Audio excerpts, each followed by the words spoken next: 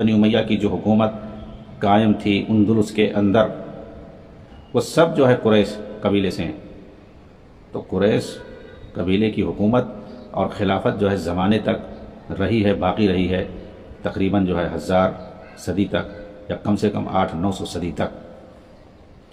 تو یہ جو ہے ماننا اہل بیت کے اندر، اور اس میں بھی محدود پیمانے پر دو چار کو پک اپ کر لینا،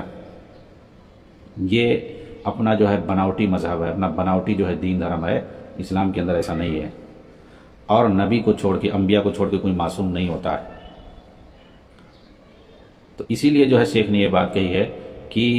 خلافت قریش میں ہوگی۔ اس بات کو اللہ کے رسول سمجھتے تھے، سلف سمجھتے تھے، تمام صحابہ نے بھی یہ سمجھا کہ اہل بیت کے ساتھ صرف یہ خاص نہیں ہے۔ ورنہ آپ دیکھیں گے بنو امیہ سے اور عباسیہ سے جتنے لوگوں نے خروج اور بغاوت کی ہے، وہ سب اہل بیت ہی کے نام پہ، وہ یہی کہ ہم اہل بیت جو ہیں، یا انہیں باور کرایا گیا باقاعدہ خوارج کی طرف سے، کہ اہل بیت روافض اور خوارج کی طرف سے انہیں بھڑکایا گیا ہمیشہ کہ تم جو ہے خلافت کی زیادہ حقدار ہو، خلافت تمہارے ہاتھ میں ہونا چاہیے۔ ان لوگوں نے، بنو عباس نے اور بنو امیہ نے غصب کیا ہوا ہے، یہ ان لوگوں نے، خوارج اور روافض نے چڑھایا، بھڑکایا ان لوگوں کو کہ دیکھو یہ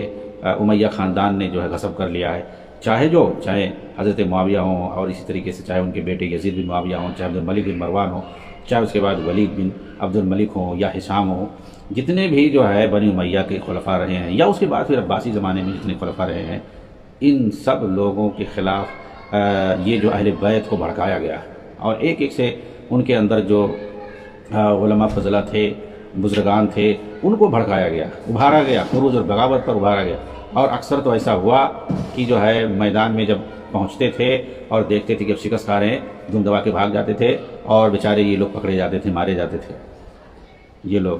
بغاوت پہ ابھار کے چلے جاتے تھے،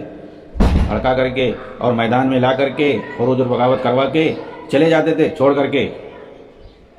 اور اس کے بعد یہ لوگ پکڑے جاتے تھے، مارے جاتے تھے۔ بنی امیہ کے دور میں اور عباسی دور میں یہی ہوا ہے۔ تو یہی کہہ رہے ہیں کہ یہ قریش میں کئی جو ہے شاخیں ہیں، کئی قبیلے ہیں، یہ وسیع پیمانے پہ زیادہ اہم ہے، اور جتنے بھی قبیلے قریش میں آتے ہیں وہ سب خلافت کے مستحق ہیں۔